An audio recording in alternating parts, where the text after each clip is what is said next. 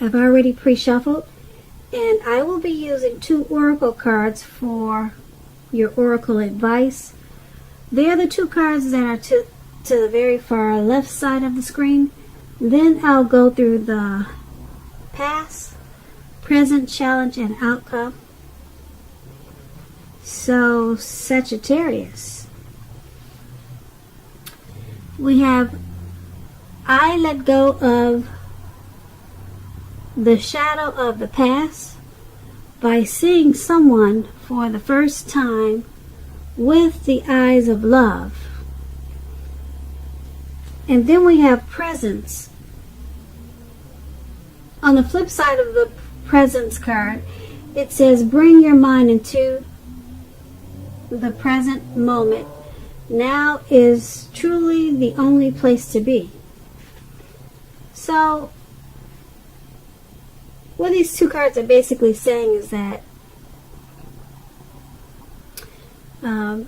when you let go of the past, or there could have been a situation or a person that you finally let go of, and it was a great experience to release this person, because the first time,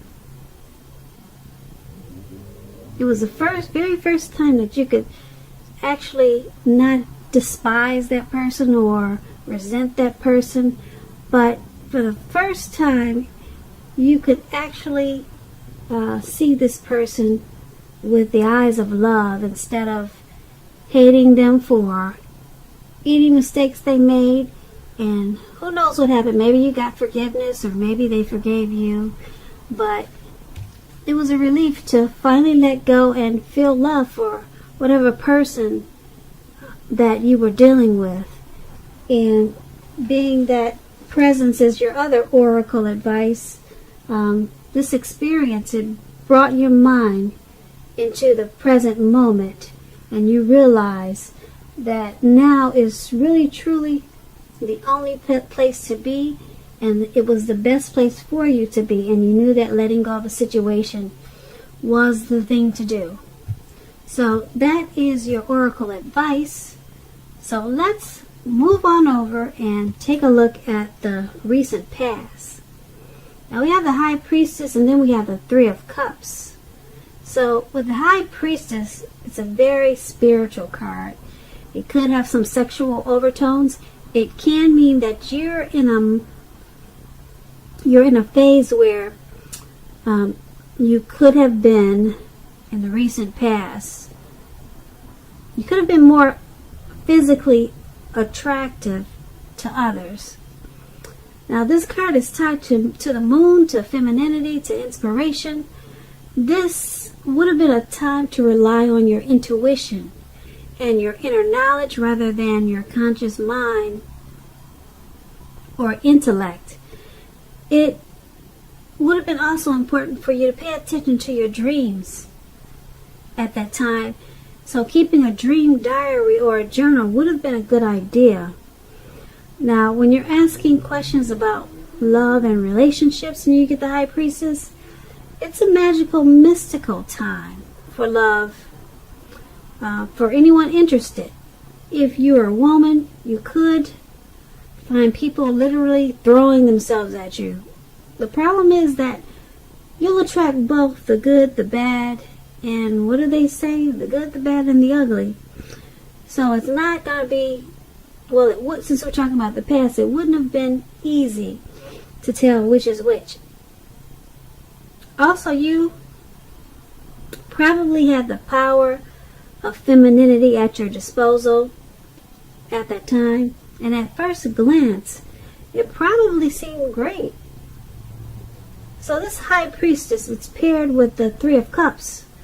Now this 3 of Cups, it's considered to be a card about reunions.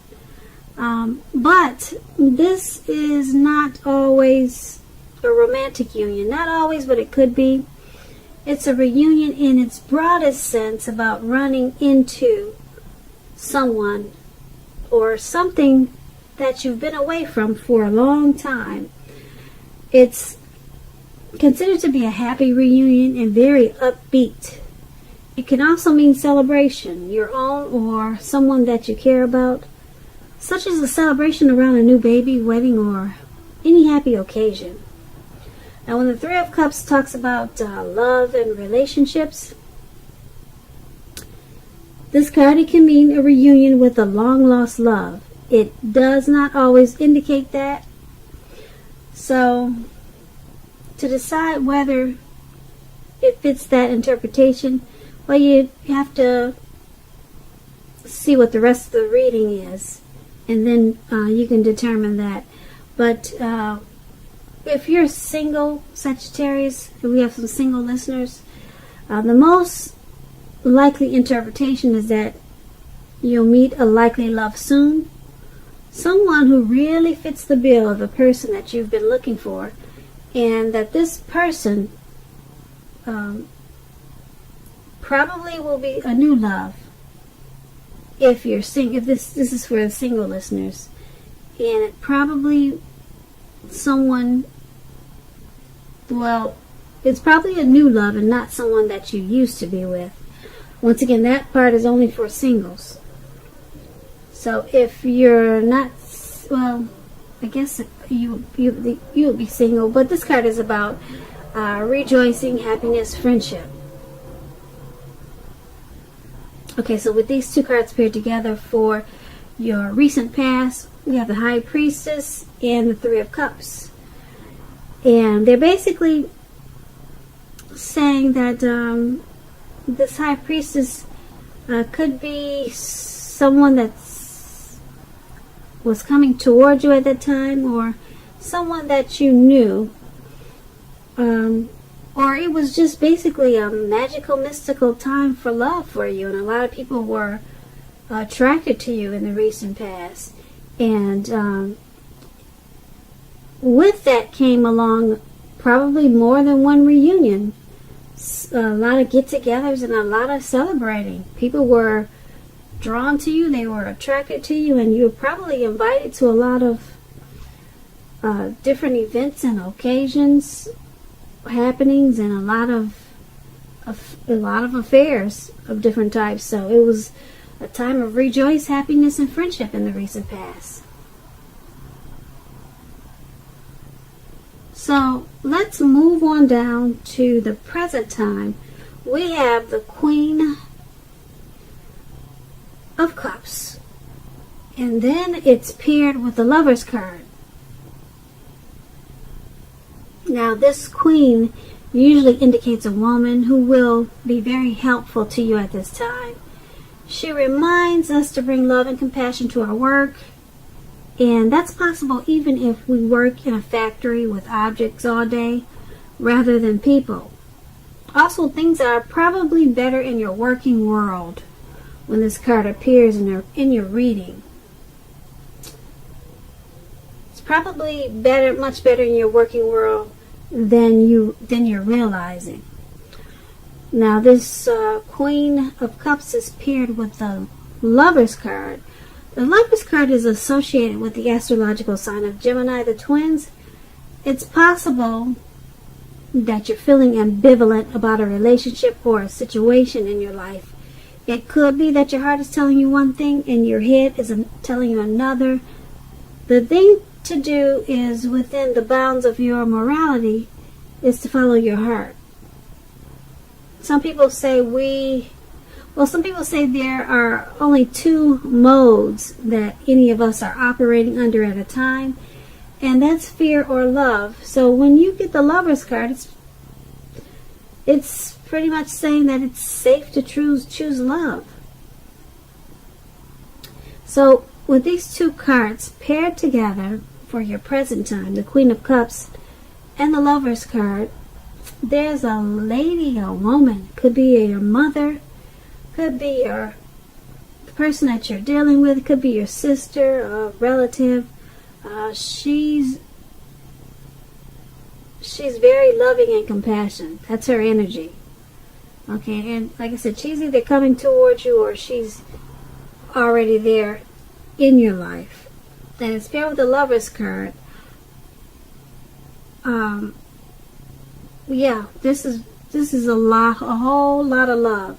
She's bringing love and compassion, and then the Lover's card brings love in capital letters to the center stage of your life.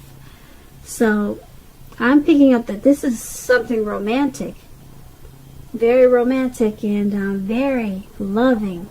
There's a whole lot of love in these two cards for your present time. So this is not really supposed to be a love reading, but it seems like it's turning out to be that way. But it's a great thing. A lot of love. This Lover's card, yeah, you'll be coming together with this Queen of Cups. It's going to be a really loving union. Very strong. Very strong. So that's what we have for you at the present time. So let's move on down and take a look at the challenge. We have the King of Swords. And the King of Swords is paired with the Ace of Swords. Now the King of Swords stands for a powerful, opinionated, forceful man in your life. He will often, but not always, have hair on the darker end of the spectrum. You could be tempted to think only about how things affect you, especially if this card is not representing a man in your life.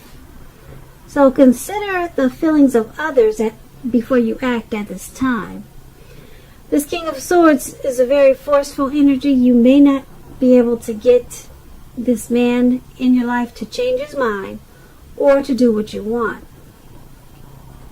You may need to change something major about your behavior, thoughts, or expectations, but make sure you do not overextend your reach.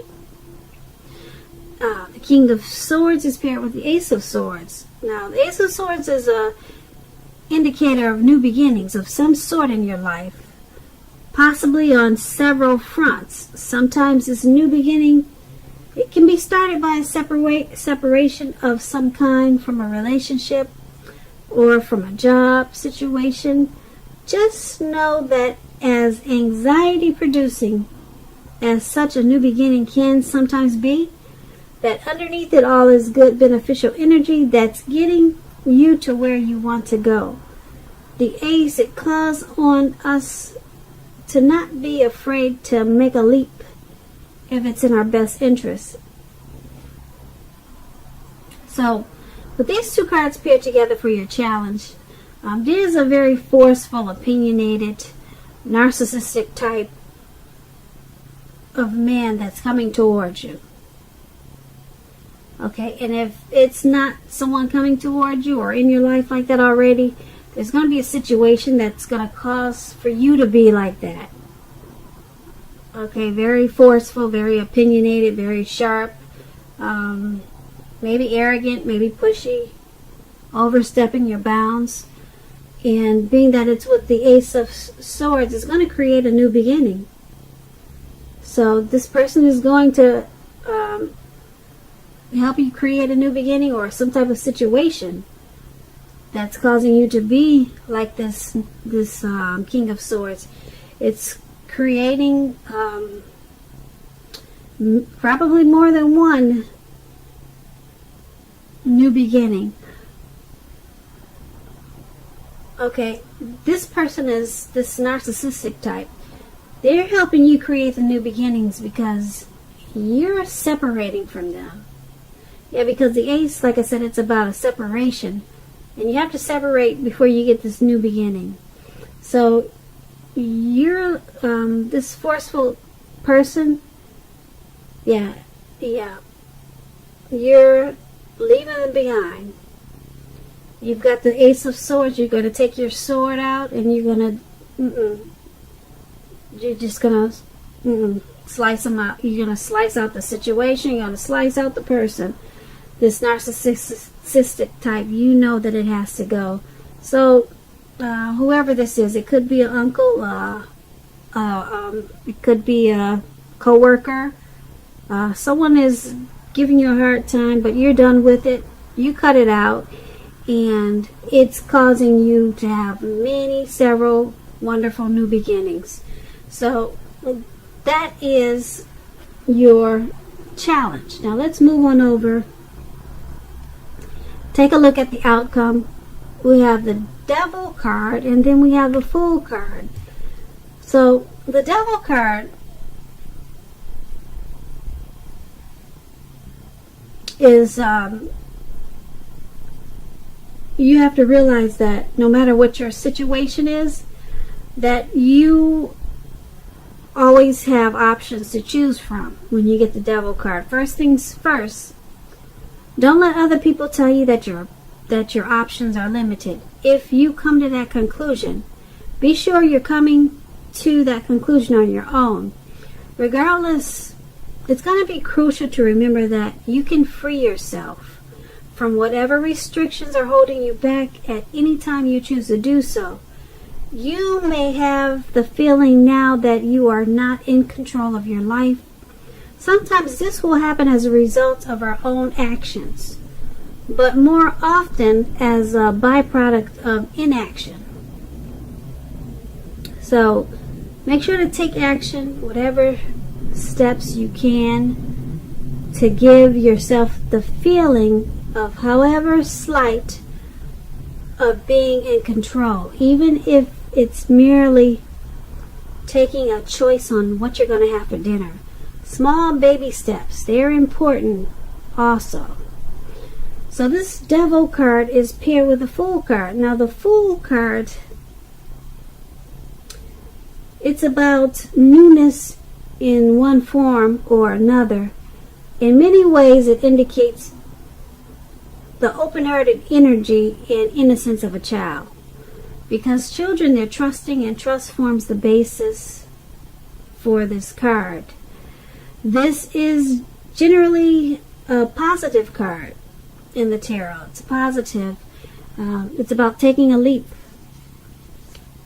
So it's positive.